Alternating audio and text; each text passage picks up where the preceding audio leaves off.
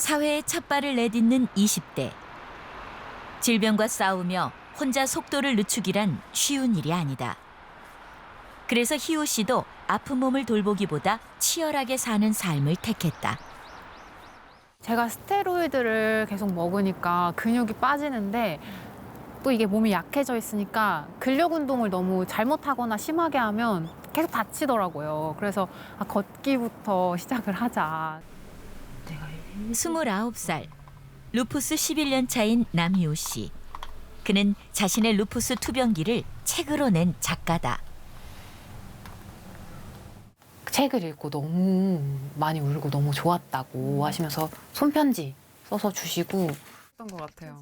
여기에 있는 책을 낸 뒤 주변에서 많은 공감과 응원을 받았다는 희우 씨.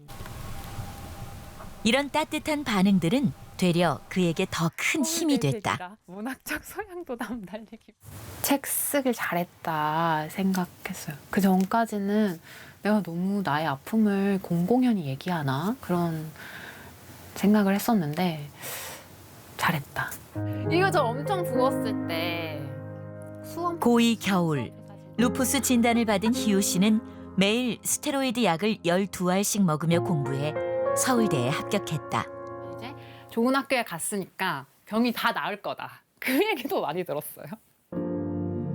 하지만 대학 생활은 순탄치 않았다. 건강한 친구들과 달리 많은 제약이 따랐다. 희우 씨가 졸업을 앞두고 로스쿨 진학을 결심한 것도 루푸스 때문이었다.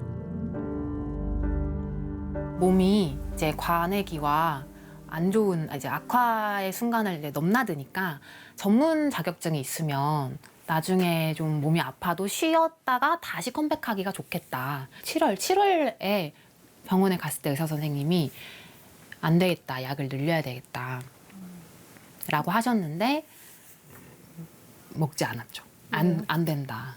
그 스테로이드를 먹으면 제가 몸이 되게 가라앉더라고요. 컨디션이 너무 안 좋아지고 뭐 약간 불면증도 생기고 약간 늘 각성돼 있는 상태로 피곤해서 약을 안 먹었어요. 그때 한 달 정도. 장렬히 전사했죠. 장렬히 무너져서 원서도 못 써봤어요. 2학기를 다녀서 졸업을 해야 사실 로스쿨을 갈 수가 있는 건데 2학기를 다닐 수 있는 상황이 아니어서 숲보로 돌아갔죠. 모든 것이 사실은. 정상인과 비교하면 절반도 되지 않는 크기로 심하게 수축된 희우 씨의 콩팥. 기능도 완전히 상실해 결국 투석까지 받아야 했다. 오히려 치료되는 경우가 더 많은데요. 그럼에도 불구하고 일부의 환자는 현재까지 나와 있는 치료에 잘 반응을 하지 않아서 여러 1차 치료, 2차 치료, 3차 치료 약제를 쭉 씀에도 불구하고 진행하는 경우들이 있습니다. 그래서 그런 경우에는 이제 투석을 해야 되는 경우가 생기고요. 저희가 루푸스 신염을 조직 검사로 진단받은 환자의 약 한 20% 정도는 말기 신부전에 이르는 것으로 알려져 있습니다. 굉장히 어린 나이에 사실 발병을 했고 아마 학교를 같이 다니면서 이제 치료에 충분히 집중할 시간을 확보하기가 쉽지 않았던 부분들도 있을 것이고요. 병 자체가 가지고 있는 중증도도 있었을 겁니다.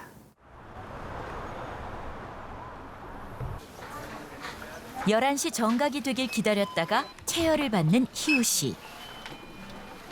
신장 이식 후 복용하는 면역 억제제의 약물 농도를 모니터링하기 위해서다.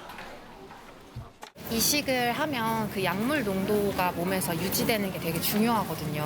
그래서 약을 먹기 딱 직전 시간까지의 약물 농도가 얼마나 나오는지를 검사하기 위해서 이제 11시에 딱 하고요. 희우 씨는 2년 전 오랜 투석 끝에 신장 이식 수술을 받았다. 이식받은 신장은 잘 작동하고 있을까? 이렇게가 이제 이식받은 이제 새로운 콩팥이고 이렇게 혈액 순환이 이렇게 컬러로 잘 보이고 있는 그런 모습이고요. 면역 억제 치료가 사실 굉장히 아트라고 우리가 말하는데 아트, 예술. 왜냐하면 거부 반응을 예방하기 위한 적절한 용량과 또 그러니까 과도한 면역 억제는 지양해야 되고 적절한 면역 억제를 해야 되거든요. 근데 과도한 면역 억제를 했을 때 말씀하신 것처럼 이제 감염의 위험성이 증가하고 특히 감염은 이식 후 1년 이내에 많이 생길 수 있습니다.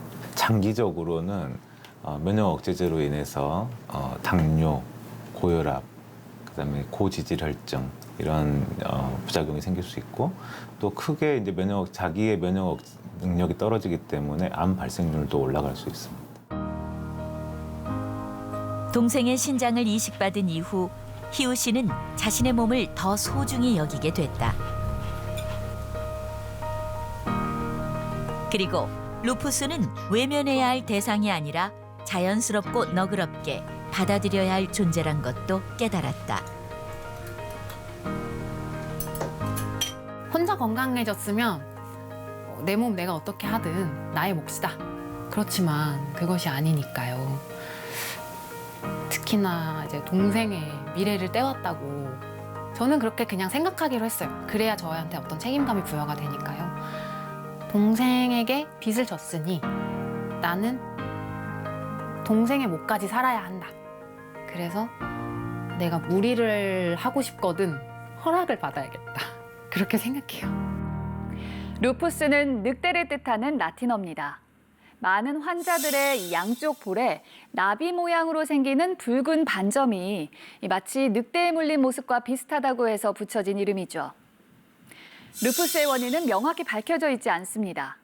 루푸스의 취약한 체질 등 유전적 요인과 자외선 노출, 바이러스 감염, 약물과 같은 환경적 요인이 복합적으로 작용하는 것으로 알려져 있습니다.